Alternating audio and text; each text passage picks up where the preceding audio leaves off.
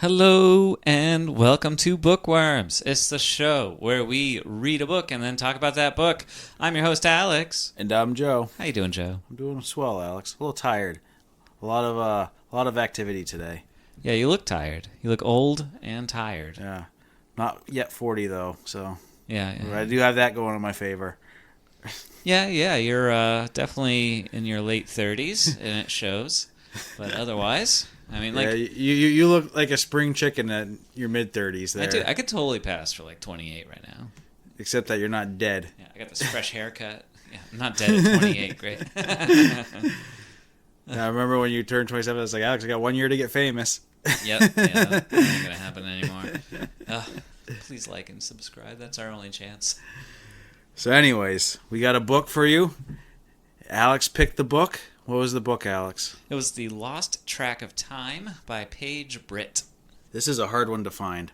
Yes, so it was written in... Gosh, when was it written? You think he would have looked this up beforehand? It was written in 2015.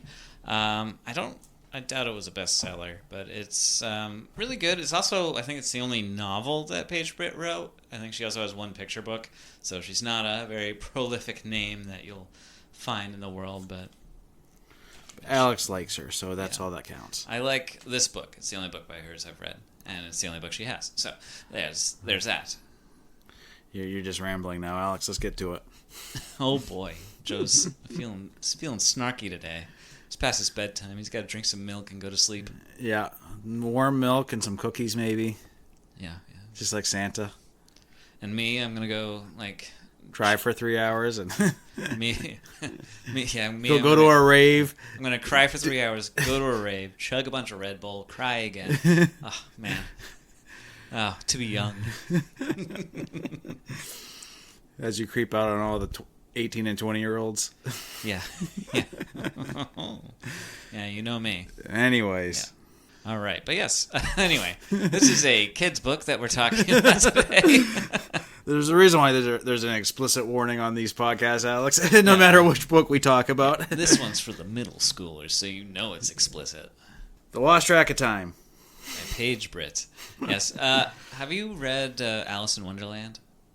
I have not. I've watched the Disney movie, though. Yes, I have also not read Alice in Wonderland. I'm assuming, though, this is a very similar spirit to that story. I was hoping you read it so you could compare the two. You kind of failed here, Alex, as the literary person in the family. It is shocking that me, as a recovering librarian, that I have not, especially a children's librarian, I have not read Alice in Wonderland. Yeah, this is why you are no longer a librarian, I think. The Yeah, sole reason is because you did not read Alice in Wonderland. It might be, actually. That's like... It's kind of like, Librarian 101 for children's books, isn't it? Yeah, it's up there. I mean, I've read a lot of kids' books, but sometimes, you can't read them all, and sometimes even the classics elude you. I've also never read... I'm pretty sure you could have found it if you wanted to. They're usually in libraries alphabetical. Yeah, they're in every library. Who wrote that? Lewis Carroll? Yeah. Good job. Yeah. Go to the C section. Yeah, the C section. Oh, goodness. Yeah, it's definitely in the same vein as Alice in Wonderland or Chronicles of Narnia, where a normal human winds up in a magic fantasy land and meets a bunch of kooky, strange characters that guide her on her journey home. I've also read very few of the Chronicles of Narnia. You haven't read all 7 of them? I have not. Why not? I don't know. I should read those. You should read those. Yeah. I remember Mom read us Lion, Witch, and the Wardrobe, and I absolutely loved it when she did. I remember when she read it to us, I asked her to read the next one, and she said, you have to read it. So I did. And then I read all of them. Yeah. There is diminishing returns on those, though. Yeah, I know, Prince Caspian's big, Voyage of the Dawn Treader, but yeah, it's Lion, Witch, and the Wardrobe's where it's at. Yeah. I remember the movie I hated. You hated the movie? I Why? hated the movie. Just the sudden shift where it's 1 minute they're in a snowy wasteland, and the next thing you know it's flourishing springtime, and just a lot of the weird shifts in tonality and everything. Okay. But yeah, I don't know. It's a very busy movie. There's a lot going on from when they first wander into Narnia to like the final battle. Yeah, well, I mean, the books are short, but they definitely, the sentences pack a lot of information in each one. Yeah, I mean, there's a masterpiece. Yeah. What can you say? This book, on the other hand, I wouldn't say it's a masterpiece, but it's good. I thought it was okay. Yes, it's very good. I like it. Okay. All right. Anyway, I'm going to read the back of the book now. Okay, Right. please do. Penelope is running out of time. She dreams of being a writer, but how can she pursue her passion when her mother schedules every minute of her life? And how will she ever prove that writing is worthwhile if her mother keeps telling her to get busy and be more productive? Then, one day, Penelope discovers a hole in her schedule, an entire day completely unplanned, and she mysteriously falls into it. What follows is a mesmerizing journey through the realm of possibility, where Penelope sets out to find and free the great Moodler, the one person who may have the answers she seeks. Along the way, she must face an army of clockworkers, battle the evil Kronos, take a daring flight of fancy, and save herself from the grip of time. And also in the back of the book, there's a bunch of like time phrases like spare time, high time, pressed for time, short time, kill time, due time, timetable. It's cool. It's amazing how many time sayings she's able to pack into this book without it seeming like she's trying too hard.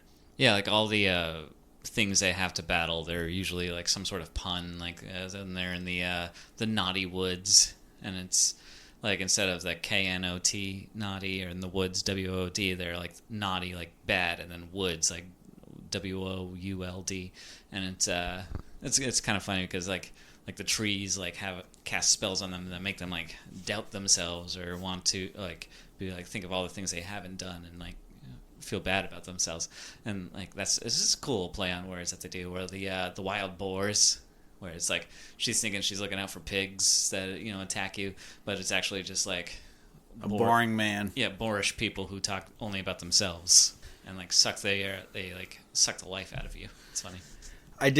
One complaint I had with this book, and I wrote a note here saying that it'd be good to read Alice in Wonderland as a comparison. Like you said, kind of riffing off that story type, is it felt like this book would go right up to the line of absurd, and then the author would get nervous and step back from it.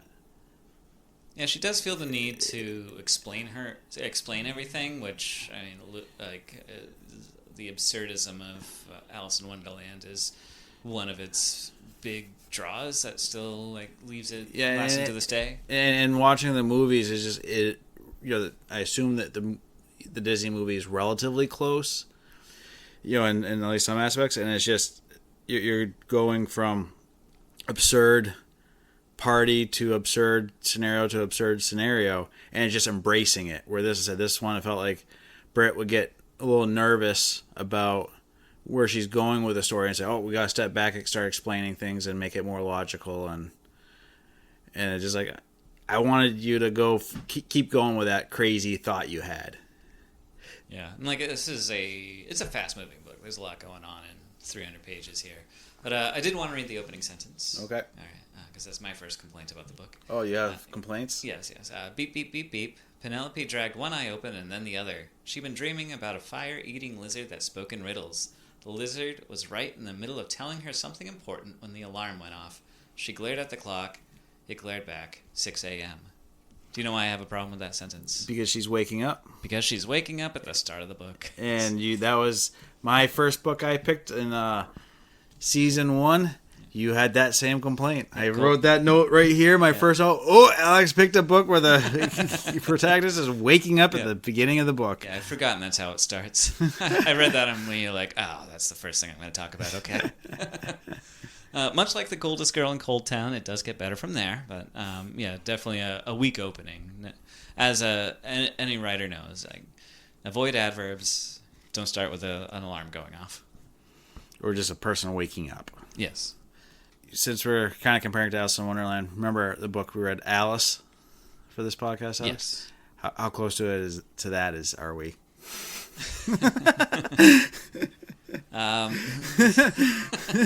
Well, maybe we should do a dark fantasy retelling of Lost Track of Time. See what happens. Is there going to be love between Penelope and and Dill? We'll see. Yeah. No. Any. Oh, we won't go there. Yeah. Alice was very dark. Yes, it covered a lot of dark subjects. So yeah, Penelope wakes up, and Mom has her summer all planned out to her to the minute. Yep, her days are filled with chores and schooling, and like she's taking the this joke's like she's taking the pre SATs because she's in like 7th grade, but she's still doing SAT prep because her mom wants her to succeed in life, but in doing so she's sacrificing her daughter's childhood. That's basically the whole theme, is just like being a kid and enjoying life while you are still young and still have that chance to be to dilly-dally and explore your interests. That's the whole theme of the book. If it's not painfully obvious just by reading the back of the book.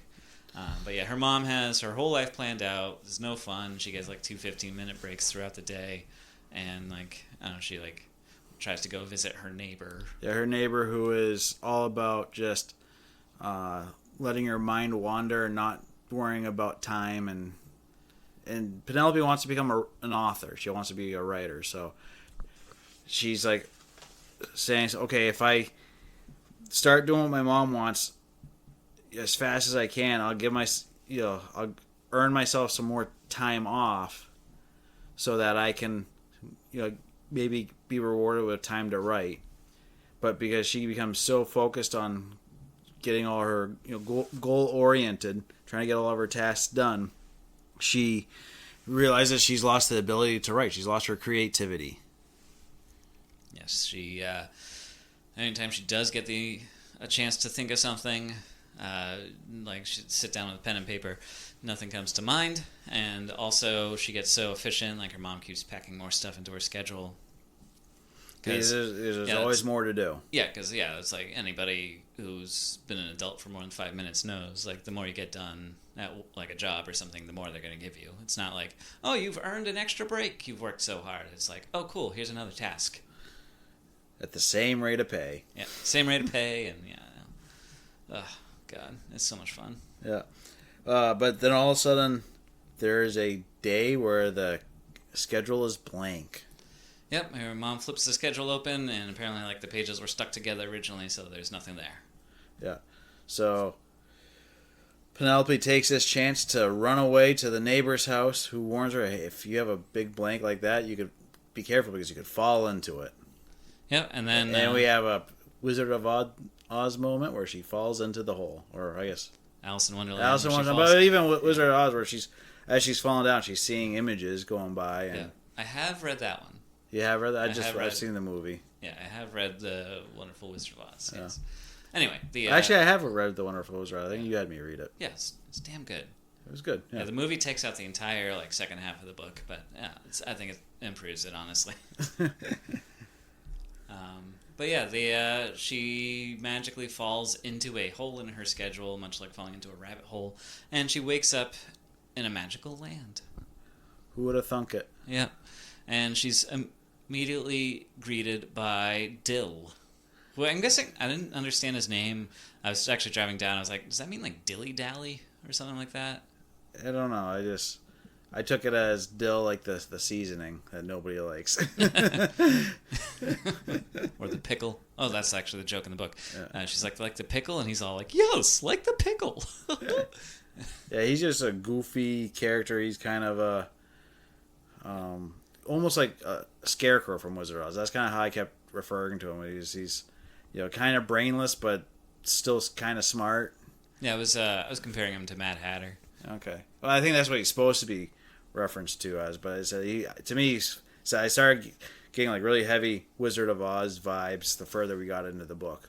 Yeah, he's like any of these fall into a magical land, he's like your tour guide. Essentially, he tells you what things are, and like whether it's Mad Hatter or Mr. Tumnus or really any of those, or Scarecrow, literally any of those.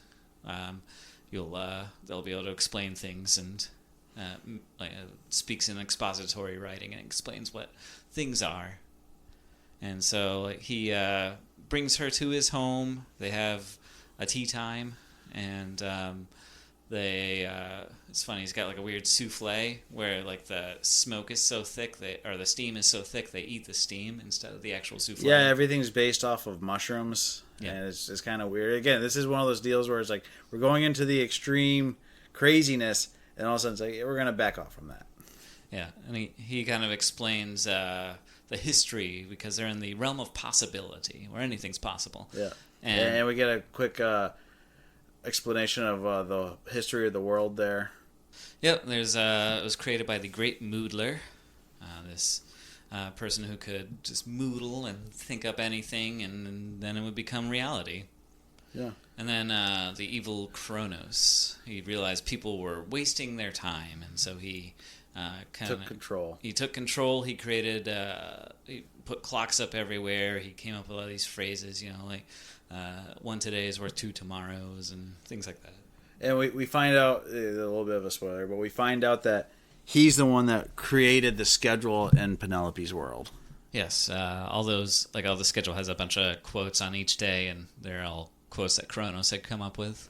Because we find out he's actually just a kind of a pathetic soul that realized he could gain power if he took control of everyone's time. And also spoiling the end, I thought it was actually kind of cool, because she wasn't just saying like, oh yeah, just take go out there and moodle and waste away, not waste away, but like you spend each day imagining, using your imagination and creating and all these wonderful things. Actually take the time at the end to say like, oh yeah, actually Kronos did have some good ideas, and he made some really good points about not wasting time. Mm-hmm. His problem was he tried to force everyone into his way of thinking, and that's where the problem lies. Because yeah, you should have schedules and you should have structure, but at some point you do need to step back and moodle. Yeah, so they're trying to find the Great Moodler because she's been banished from the land, and this is again where I'm thinking we're getting into the realm of Wizard of Oz, because I'm like, ooh, the Great Moodler maybe is the neighbor that just always was moodling on Earth plane, and that doesn't happen. Yeah, it was actually it was a bummer. Like, yeah, you could have. Yeah, I felt like there were certain characters that could have been translated, because we had spent enough time in Penelope's world before she went to this mythical world to have characters connected, and there were some characters that could have connected, like her father, her mother, the neighbor. Yeah, like in Wizard, at least in the movie, like Wizard of Oz, like the farmhands were the three, like the Tin Man. Yeah, and the Wicked Witch was the evil neighbor that wanted to kill her dog. So it felt like you could have had some more connections going back and forth, and kind of bring that whole dreamscape that Alice in Wonderland and Wizard of Oz kind of bring at you. It's like, hey, was it all a dream or was it real? Does it matter? Yeah, exactly. And like, yeah, obviously you don't want to follow those too closely, because you want it to be your own thing. But yeah, there could have been some more tie-in between, rather than just like the guy who wrote your calendar is the bad guy. Yeah, as I said, I felt like explanation of why, or explanation for Penelope of why her mother turned out the way she did, or the way or why her father is kind of just like he just kind of follows her the mother's every whim, and even though he clearly wants to have more of a life like Penelope does, because he had a creative life, and then, as he said early in the book, that it wasted away my life, and thank God for your mother putting me straight, and now I do this great job that pays so much, and I never see you guys. Yeah, he's essentially become a clockworker. Yeah. So as I said, I feel like there could have been connections there that, whether it was obvious, like I said, Wizard of Oz, or something a little bit more, I don't know the word for it, but just where you could make that connection, but it doesn't have to be told to you. Yeah, like a metaphor, essentially. Yeah, a metaphor.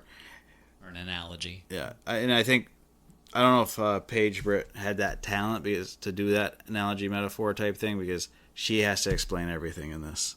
Yeah, she really does. It is. A couple times even, sometimes. Yeah. Especially like the Flights of Fancy, she she really hammers home the flights of fancy. Yeah, and it's at times I'm like, stop telling us we can figure this out on our own. Even middle schoolers can figure this out. They're smart kids. Yeah, some of it's like a modern writer thing. They just love explaining their jokes and like allegories and everything.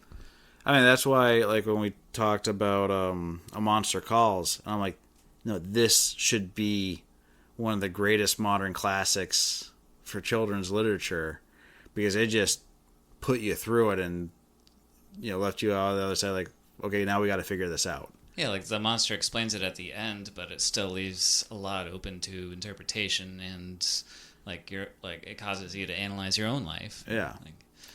Whereas, this book kind of lays it out for you.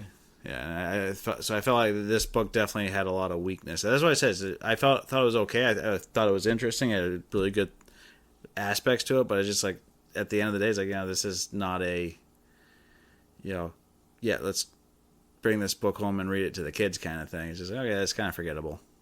Yeah, I did tell one of your kids today that she might like it. So yeah, you did. I was there. Oh, yeah, that's right. You're like, your dad has a copy. Take his.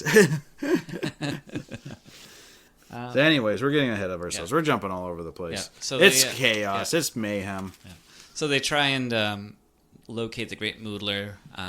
Dill has this thinking cap that he gives to Penelope to have her just put it on, don't think, and see what comes to mind. And nothing came to mind. And nothing came to mind, which very genius in the end how that works. But yeah, that was so one of the so there was a lot of aspects of genius in this, and that was definitely one of the good twists. Yeah, like explaining the concept of nothing as being something is it's always a fun thing to do. I've seen it in a few stories, and it's like, I don't know, writers seem to like that idea, but it's it works out really well in this book how that does, because that's where they find the Moodler. And nothing. But one thing so when we talked about the boars and what's one of the other the trees that the Naughty Woods. The Naughty Woods.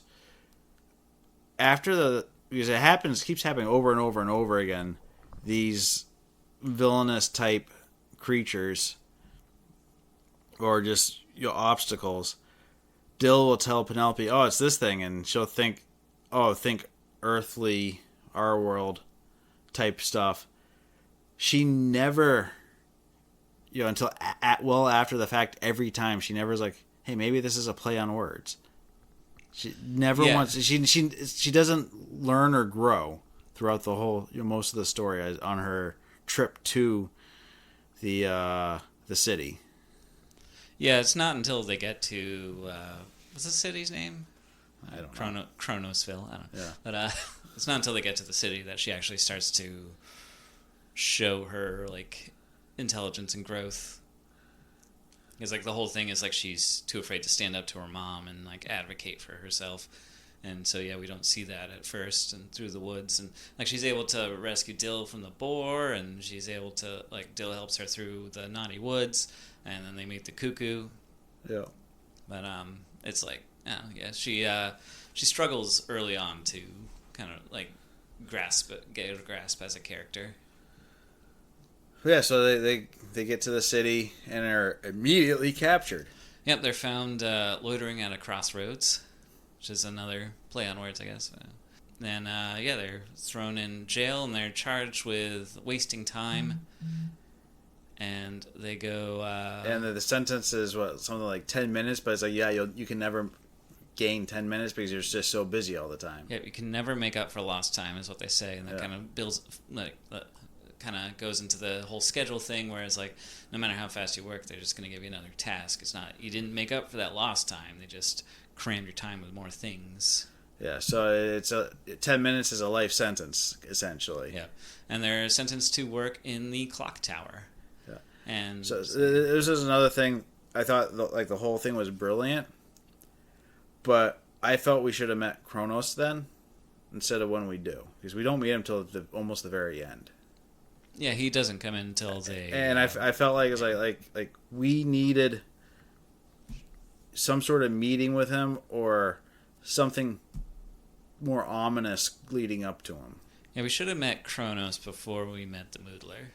So I think we meet the Moodler first, right? Yes, we do. All right. So yeah, it's if you gotta see the villain before you see like you gotta meet the Wicked Witch before you meet Glinda. I know you meet Glinda first, but Well, you gotta meet the Wicked Witch before you get to Oz, and then you find out and that's the twist of that movie or that book is actually Oz, the Wizard of Oz is not actually that good.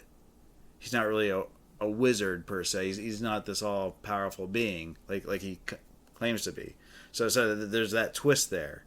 This you get Kronos so late. There's no room for a twist other than he has a famous book on your world. yeah, he's I don't know. Like, it could add a little more.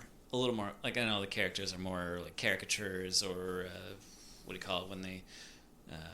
Caricature is a good word. They're not like fully fleshed, complex human beings. Like Penelope's the timid girl, and Dill's the explorer whose confidence is shaken, and yada yada. Like he's the cowardly lion. Essentially, he's just looking for his courage or whatever. And Penelope's just God, I'm losing my train of thought. But Kronos is he's just a bad guy. He's got his worldview that he's forced onto everybody else, and there's no like real motivation behind it other than just he thought people were wasting their time. Yeah, I thought his reasoning was sound, like his whole thing, because it's a kind of a analogy to the whole like communist movement where if we all get together, things will get better. But then, who's in charge? Well, I have to be in charge because I'm the one with the plan, and therefore, you have to listen to me, and if whatever I say has to be right, because if I'm wrong, then our whole meaning for this new form of government is meaningless.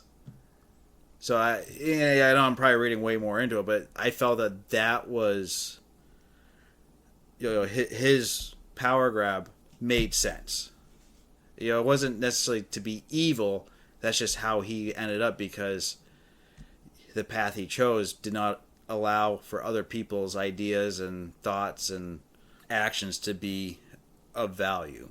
Yes, he's doing like the wrong thing for the right reasons, essentially. Yeah, exactly. So because he thinks he's right. Like from his point of view, he's not the bad guy. He's saving humanity by making them a more productive species. And while they're not actually doing anything productive other than just building clocks and expanding a city forever, that they don't actually need because nobody actually uses the city other than to work. So that's all logical. I thought that was done really well, but we needed to meet him sooner. Yeah, it also gives city versus country vibes, like. Because, the big industrialized city is this awful place. It's got that shadow of doubt over it, which is, like, spreading and expanding. But, like, everyone who lives in the woods on the outskirts is, like, flourishing and happy. And, it's not without peril, but it's... they're literally... The city people are literally mowing down mountains to expand their city. Yeah, the range of... Possibility. Possibility? Yeah, that's what it was. And the range of possibility is, like, that's where the cuckoo... that they meet lives, and it's like they're going to take him there to look for the Moodler, but then it's been destroyed, and they have to look where they least expect it, which is in Kronos City. Yeah, so Penelope and Dill are put to work in the clock factory, and Dill realizes whether they meet was it Father Time or Father Time in the prison cell, and he's gone totally cuckoo because he just sleeps until they feed him cheese or whatever, and then he stays awake long enough to eat, then falls back to sleep in his giant beard. But he gives them the clue of, hey, the only way to get out of this is to stop time. And Dill realizes, hey, there's a door to escape by the clock tower. If you go out there, at least we can figure out how to stop time. And he creates a distraction. Penelope runs. Dill gets captured, but she makes it outside the clock tower. Now she has to figure out how to stop time. Yeah, she does that by literally stopping the face of the clock. So she grabs onto the second hand of the clock as it's going by and just goes for a ride on it. until she can wedge herself between the second hand and the minute hand and force it to stop, and it breaks the spell that Kronos had put over the whole world. Yeah, she destroys the clock tower and she blows herself into an entirely different realm, the realm of impossibility. Where she meets the Great Moodler. Yeah, because that's where, when they said nothing comes to mind, she finds the Moodler in the great nothing of impossibility, the things that aren't yet believed to be possible. So it's a great big, just imagine no background, just white, and everything is just created in their imagination. When they're sitting down eating food or sitting on couches, they're sitting in nothing. There's that old quote from that. Okay. Yeah. These days, this is a great Moodler talking, these days people don't know anything about nothing. They don't pay the least bit of attention to it. If you can't see it, taste it, hear it, or touch it, it must not be important. Did you know there's not a thing in the world that didn't start out right here? So yeah, she's saying, it's a fun concept to talk about, like the whole something coming out of nothing, and like everything comes out of the impossible, because everything was once impossible. Yeah, and basically, as soon as you imagine it, it leaves that realm and goes into the realm of possibilities, because once you imagine it, it becomes possible. Yeah, essentially. If you dream it, you can do it. Yeah. So they start battling Kronos to take back the world, so they had to, the little fluffy things, what are those called again? The Flights of Fancy. Flights of Fancy. They had to feed them with their thoughts, so they had to do some big moodling. And they're trying to take away the cloud, and it's the shadow of doubt is the cloud. Shadow of doubt, and bring light back to the city and free all the people. In the meantime, Kronos has gotten his clockworkers to repair the clock, and Dill has apparently been turned into a clockworker as well. That's what we're told.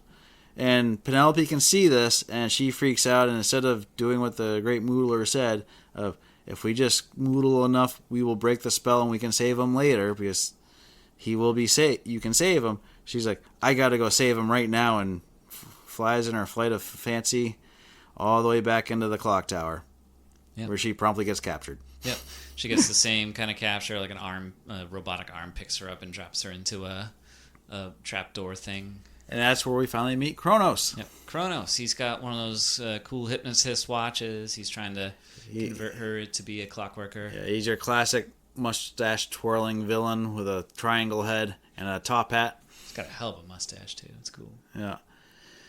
These books are do have pictures in them, so and the artwork is kind of fun. Yeah, it is. It's all got like a nice purple theme to it. It's cool. Yeah. But yeah, so she has to now battle being hypnotized and being told that she needs to become a good worker, which she does quite handedly once she realizes the trick of the magic. Yeah, because he asks her, what time is it? And by like giving him the time, you essentially like fall under his spell. But I don't know. I forget what the thing she said was to break his hold. She says the time is now. Yeah. And that breaks the spell. It's very much this book's very much about living in the present. So realizing, the time is now. It's always going to be now. She doesn't fall under the spell of like, oh crap, it's 3:00. I gotta get this done by 5:00. So she's just living the whole idea of living for the moment. So she's the spell. Yeah, she's able to break out of the box. She sees Kronos giving a speech, and they take Dill into Kronos' lair. Yeah, and there's a bunch of like drooped clocks.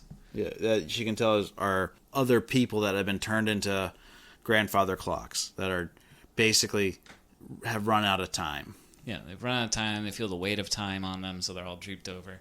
It's really cool. Yeah, again, a lot of good concepts. And it would have been cool if she just kind of, went with it. But every time she pulls back a little bit, it's like, but if you just kept going, it would have been great. Yeah, it gets very episodic in some respects. It's like we never really see the wild boars again, or it's like sort of gets monster of the weekish. Yeah, but so they have another battle in the lair, and I forget how did that one go. Oh God, how does it go?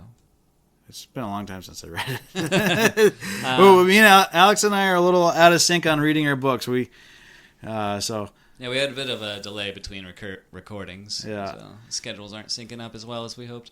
But anyway, yeah, they essentially, when the spell gets broken, the whole, like, the city begins to crumble around them. And we find out Dill was not, in fact, turned into a clockworker because he was talking about mushroom spores. Yeah, and he put them in his ear. Mushrooms in his ear so they couldn't actually hear anything. He couldn't hear the clock ticking, so that he was able to avoid being turned into that. It's also why he couldn't hear her when she was calling out his name.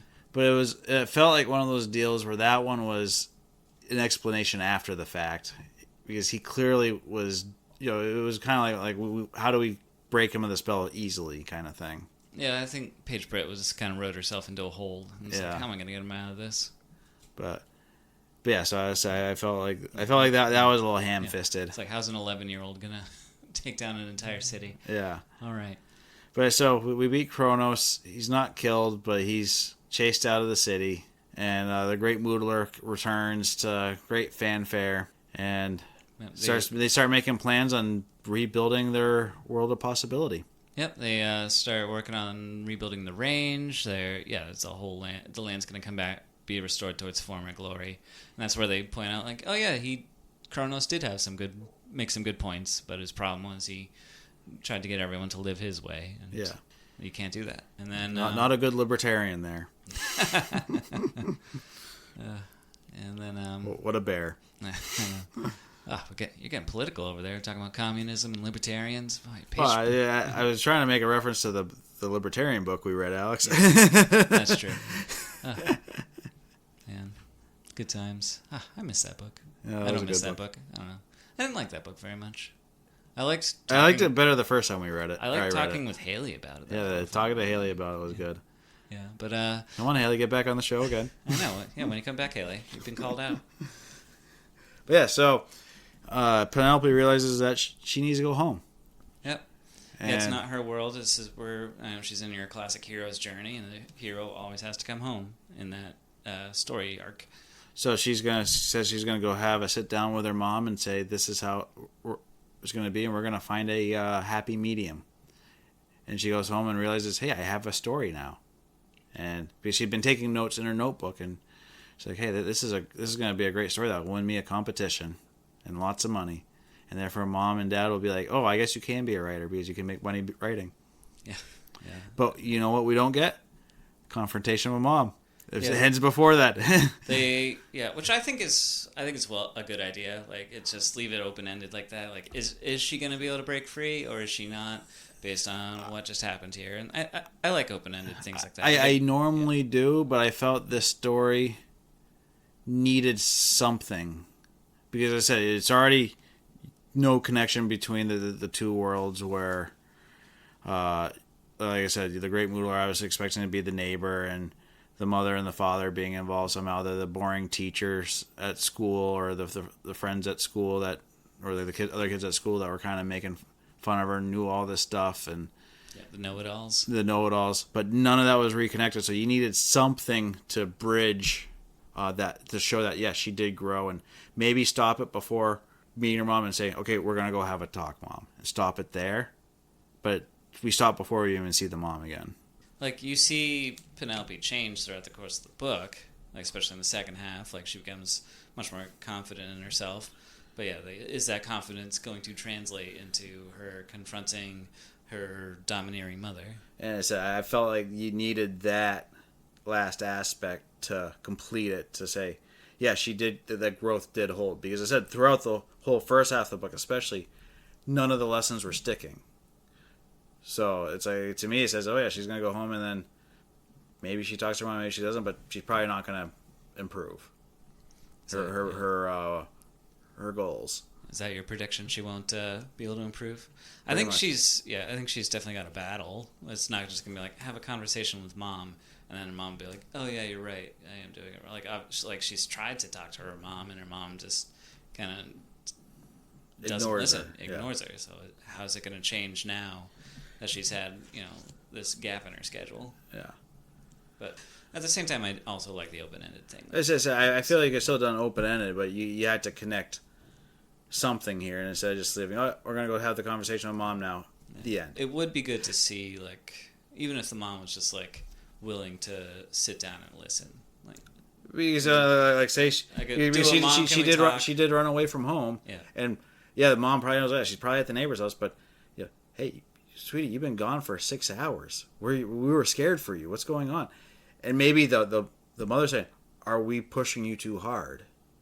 Yeah, have like now have that possibility. Now that she has an opening, instead of still have it open ended, like, yeah, we're gonna have a conversation. We're not gonna tell you what the outcome of that conversation, but say, yeah, we can have a conversation now. Yeah, this is like, you get that hope. You get that sense of hope from Penelope being changed. In reality, no time has passed from when she fell into the schedule to when she came back out of it. So it's like, has the mom changed at all? So I said, I wanted something more than just, okay, book over. Maybe it'll change, maybe it won't. I was like, no, let's. The next logical step is, no, you have to have, be able to go home and say, hey, mom, this is wrong. But you don't have to have the outcome. Leave that open ended, but you still have to have that last little push. Yeah, I see what you're saying. Like, either way, I kind of like that it wasn't fully resolved, because at that point it gets like wrapped up in a neat little bow, and there's time and space for that. But I like a little more complexity to my kids' books. It doesn't need to be wrapped in a neat bow. You can still leave it open ended, but you need that final step of something. Something.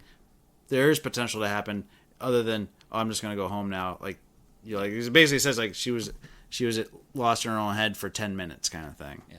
Like, just show the mom having a willingness to listen for even a little, like, just an inkling of that.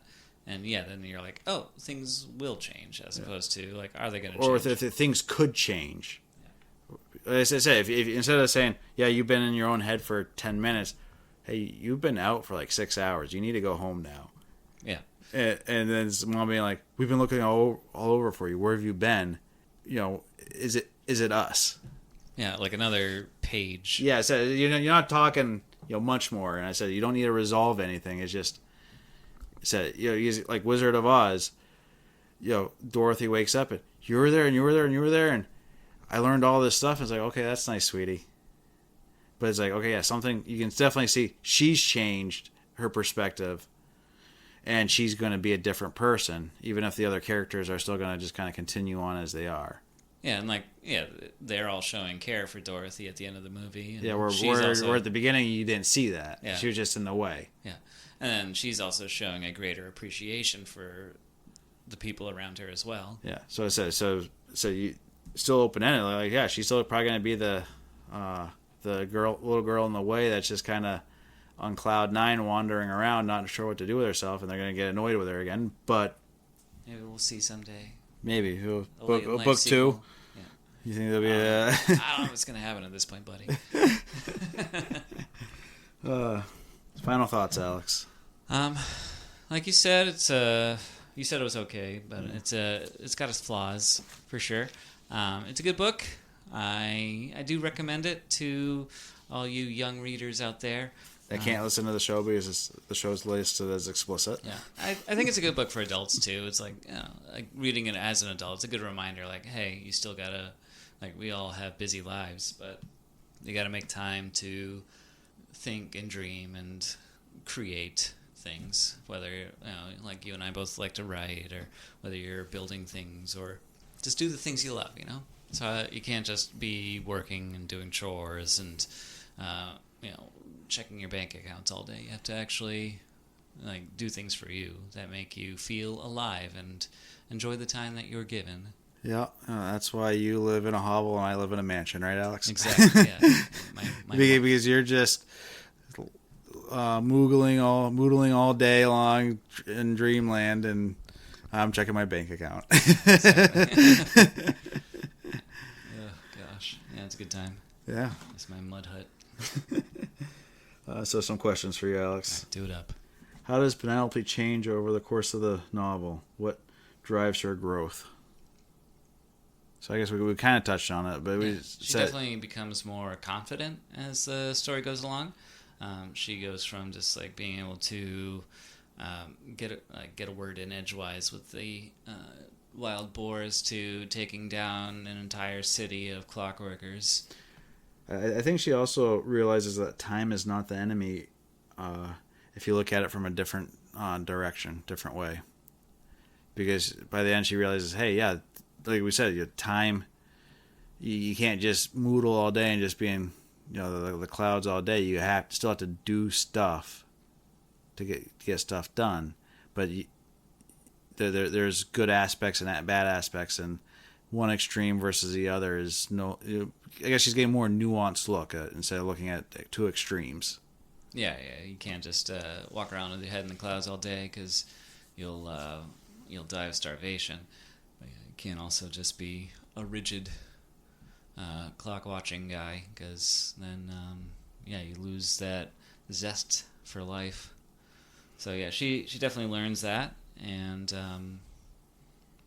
she becomes a more confident person, and I think that's it's cool how she is able to kind of grow quickly. It's a quick story, and she's goes from 0 to 100 pretty fast in a cool way.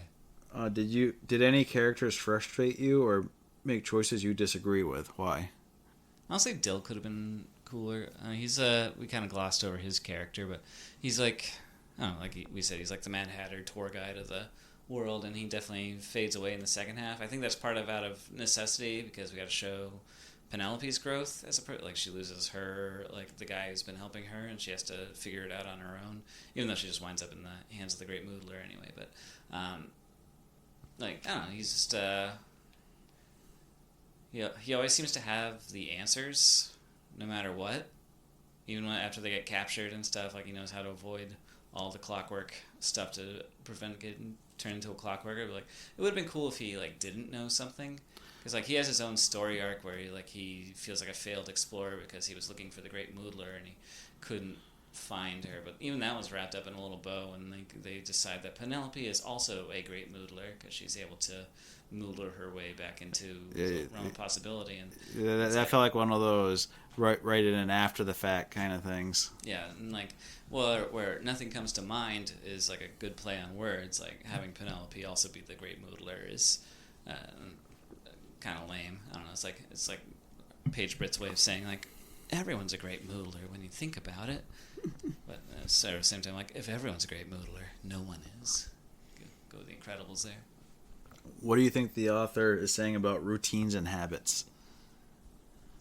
Well, she kind of lays it out for you right at the end. Like you said, she explains literally everything in this book. So it's good, but it should not be your everything. Like, you shouldn't get 2 15-minute breaks throughout the day. You should have a lot of time to kind of break free and explore and have time to yourself to do what you love. But routines and habits are also important, because that's what keeps you healthy and safe and secure. Would you have rewritten the ending at all, or would you keep it exactly the same? I know. We got my opinion. I do, like, I don't know. I definitely don't want the wrap it all up in a bundle. I liked your idea of just having some sort of confrontation with her mother at the very end, because the mother's not really like I don't know. We see change in Penelope, so you want to see change in the parents too, because honestly, like, the mom is the primary antagonist in the story, and she was a big part of the story for the first third. I mean, because it takes a long time to get into this other world. It's we spend a good third of the book in Penelope's world. As we get that routine put down and her going to class and her doing all the chores, the mother is a large presence in that third of the book. So it would have been nice to have some sort of something with her at the end. Than just, maybe I'll talk to her. Well, she will talk to her. But again, we don't know if she'll follow through. Yeah, no, I like how it does end with her making her own schedule. I think that's a good way to end it. Oh. And it's got one of the less offensive quotes. The one today is worth 2 tomorrows in it. So it's to start the schedule, and it's like, talk to my parents, and then anything is possible. And I think that's a good way to end it. I think that's why she didn't have the confrontation, because she thought it was a good ending, and it is a good ending, a good way to end the story. just with anything is possible. So like she truly believes in herself. But yeah, I think it would have been good to give the mom a little redemption at the end as well. As we keep saying, this is a bit of I wrote rip-off, but I don't think it's a true rip-off of Alice in Wonderland. It's a retelling, maybe. Call it inspiration. Inspiration. Does it hurt the novel, or would you consider it like a updated, modernized version that enhances the original tale? I think that's probably one of its biggest problems, honestly, is how it very closely follows those other stories we keep looping back to, whether it's Wizard of Oz or Narnia, Wonderland. It's just it's showing that like a lot of these plot points have been done and been done better, and it's I think it's good that she wrote this and she has her own unique voice, and it's very well done. It's just there's a lot already in this genre that are considered like children's classics, and this is far from the only story of this, like people being sucked into fantasy realms. So it's just sort of, I wish it stood out better from the rest. Like it's one of the more obscure books I've chosen, but I feel like it could be like a lost little treat. I'm not gonna ever call it a classic, but it's definitely it's an enjoyable read if you can find it. It definitely had elements of it could be great if you just went a little bit further with us, like the way she was able to write in all those time quotes and weave them into the story where it didn't use it. That could have very easily been just annoying, and I didn't think that it was. Like I wasn't rolling my eyes for most of them. A couple of them I was like, yeah, okay. The book is loaded with puns. Yeah, like it's so depending on your tolerance for puns, it's But I said I thought. I love puns. Yeah, so I thought the puns were well done enough that, some people are going to be turned off by it, but I think a lot of people are like, well, yeah, that was a clever way to put that pun on time in there. So it was just, I thought that there were bits of brilliance in there, but then she would, like we said, keep saying she'd bite herself in the foot there and take... Bite herself in the foot. To spite her own toe, spite her own thumb, but by over-explaining and backing away from the truly fantastical to something more explainable. Yeah, and like it sounds like I'm bashing the book, but I really do like it. But yeah, it's not like really upper echelon. This level, this kind of storytelling, like Alice in Wonderland is. This book is very good. It's good. I say it's better than a lot of what you can read these days. So if not S tier, is it A tier, B tier, C tier? Put it B tier. B tier. I guess I could see that. I think it's like I said, it's a good book to read if you're a kid who's like needs that kind of support of like, oh yeah, imagination's a good thing. And also as an adult, where if you need to read it and be like, oh yeah, like following a strict, rigid, regimented schedule, as helpful as that can be. Like I also need to take time for myself. Okay. Anything else you want to say for this book, Alex? Yeah, it's a good book. Give it a read if you can find it. Yeah. What do you think's more obscure, this one or Bull that I've chosen? Bull. Bull is more obscure. Yeah. This one, I had a hard time finding. Like Bull, I forget where I found that one. This one, I got lucky. I went on to thriftbooks.com and just, screw it, I'll just see if they have it. Yeah, we got a used copy. Okay, bye. Yeah, I got mine on Amazon. Put some Bezos bucks on it. Yeah, but it was, so I think this, this one might be more obscure, but like the Bull, I put that into the search and I wouldn't even have, like I found the book, but like the original search is like author and title, nothing would show up. Yeah. On the scale of kids' books I've chosen, where would you rank this one? Middle of the road. Middle of the road, so... Yeah. Better than the Porcelain Doll. Edward Tulane? Edward Tulane. I said the A Monster Calls, you're not going to beat that one, I don't think. Yeah, no, that's that book I think should be in every middle school, elementary school level reading. Yeah, Monster Calls is probably one of the best kids books ever written. Yeah, so that it hits as a kid, as an adult. It's just it's a near perfect book. Yeah, so I'm not. Yeah, I would say. I don't know. Honestly, I liked Edward Tulane better than this one, but this book is still an enjoyable one for me. Yeah. Yeah. So I think Edward Tulane I just got bored with eventually, where this one was quick enough where we're just moving along quick enough that it was okay. And again, it's 300 pages, but there's a lot of pictures in it. Yeah, it's actually a lot longer than Edward Tulane is. Edward Tulane you can bang out in like an hour and a half. Yeah. But yeah, no, this one's it's up there. I like this one. It's obviously stuck with me. I read it like 4 years ago, and I've always thought about it. It's like being really good. So I did enjoy it the second time around. I would recommend it to just about anybody. Okay. So next month is my pick, Alex. Oh yes. And I'm going a sight unseen. I think you mean so anyway.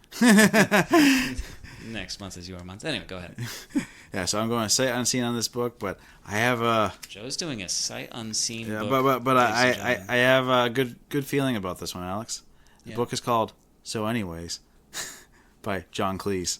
Yes. The famous John Cleese that is the iconic the most famous Python of all the Monty Pythons. Yeah, the most recognizable out of all of them, even though arguably not the funniest, but who is the funniest Python though? The one that died was Graham. Graham Chapman. Graham Chapman, yeah.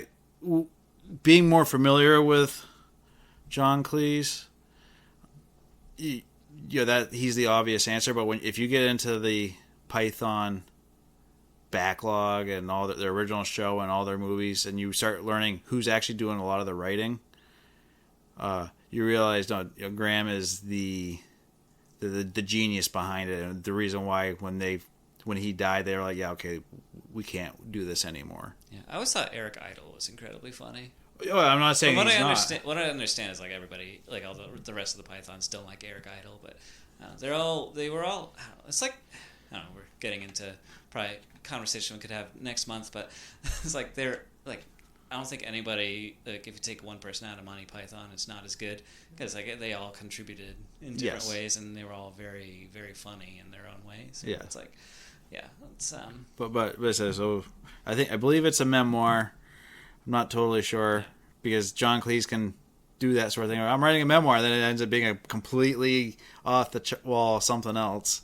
Yeah. So yeah, John Cleese. I honestly I always saw him more like before I even watched anything related to Monty Python. Like I knew who he was. Yes, he is. So he's definitely the most famous of them all. Yes, he's really like he's the big Hollywood actor because after the Monty Python group broke up, he's the one that kept in the limelight in front of the camera, where the rest of them kind of went behind the scenes stuff. Yeah, Michael Palin started doing travel documentaries, and Terry Gilliam became a very good director. But we've talked about Terry Gilliam with Fear and Loathing, but but John Cleese was both an award-winning screenwriter and an accomplished actor. Like he played Q in James Bond. Like he's got to be. He did. What was that zoo movie where he's saving the zoo? Heavenly Creatures? Maybe, where it was Jamie Lee Curtis is in it. Yeah. Oh yeah, I know which one you're talking about. Yeah, it's like the. It's a terrible movie, but I remember as a kid cracking up about it the whole time. I actually know which one you're talking about because I'm a big fan of the movie he wrote, A Fish Called Wanda. Yeah. And that's like essentially the movie you're talking about is a spiritual sequel to that, so it has all the same actors in it. Yeah. With just like a different kind of like plot layout. I have not watched A Fish Called Wanda. It has always been on my list to watch. I just never got around to it. Oh, you got to watch it. It's so funny. So anyways, by John Cleese will be our next book. As you can tell, we're both very excited about this. Yes. Say it unseen, and we're like, okay, is it going to live up to expectations? Yeah. You know, the first time I ever saw John Cleese in a movie was Rat Race. Rat Race? Yeah. Okay. Yeah. So we're going to talk a lot about John Cleese and Monty Python and a little bit about the memoir that he wrote. So that'll be next time. If you want to find us, we're on Facebook, we're on Instagram, Kendall Bookworms. We're on YouTube. You can watch our vocals there. Watch our vocals. Yeah. We don't do a video because, well, we're just not that good looking. Nor do we want to learn how to edit that sort of crap. Yeah, for $10,000 a month, you can have video. $10,000 a month? Oh, if they're paying us that? Yes. Yeah, I don't think that's going to happen. It has to be $20,000 a month. Actually, we both have to be making $10,000 a month. Yeah. So I was going to say, you're going a little cheap, Alex. If you please rate us and write reviews and on Apple and Spotify. Give us comments on any of these things. We love to read them. Alex, we've already passed 1,000 downloads. We're recording this in June. We've already passed 1,000 downloads this year. We're already past what we did last year. We're going to blow it out. So thank you for all the listeners that are downloading us and getting the word out that to listen to us. Yeah, and I'm definitely not one of the people who downloads it. I know. Alex is out of our 1,100 downloads. Alex is 500 of them. He's traveling all over the country, all over the world to get these downloads. Yes, I own 70 phones. Yeah, I pay a lot in Spotify subscriptions. Yeah, so thanks everyone for finally getting the word out for us. We've been doing this for 3 years, and it's been a slow growth, but we appreciate all you listeners, and so we appreciate hearing from you guys. So please do. We're on all the major podcast apps and most of the obscure ones, so check us out. We're hosted by Podbean.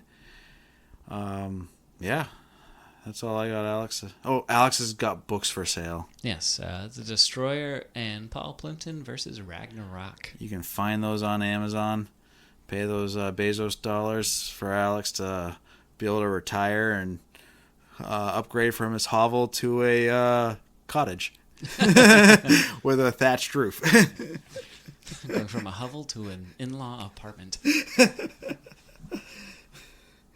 Hey, my house is already massive, Alex. We could stick you in the basement. Yeah. You could be one of the basement ghosts. Yeah. So, yeah, that's all I got, Alex. Anything else from you? That's all I got as well. Okay. All right. Well, thank you for tuning in, everybody. We appreciate you. And forgot something. Oh, no. Medium. Oh, Forgot to announce our medium. Oh, have a medium. Yeah. Alex and I have mediums. Find our links and the link trees on, I think it's on Spotify or Instagram. You can find it. Alex and I have a competition going on of who can get 100 reads on Medium. I'm also on Substack, so you can read it there if you don't want to be a part of the competition. But if either of us get 100 reads on any of the books we review, we will cover it in the podcast. We are going to be doing one already, maybe 2 from me pretty soon, because Alex, my second book is almost 90 reads now. So yeah, and a couple of mine need 99 more reads to hit 100. So if you want to make Joe read books with titles such as Her Shifter Babe, The Horny Wizard and the Management Consultant, The Haunted Vagina, or The Cock and Me, go give my account a read. Yeah, okay. So now let's get out of this. Okay. All right, well, that was The Lost Track of Time. Tune in next time for So Anyway. And until then, I'm Alex. And I'm Joe. And this has been Bookworms. Oh.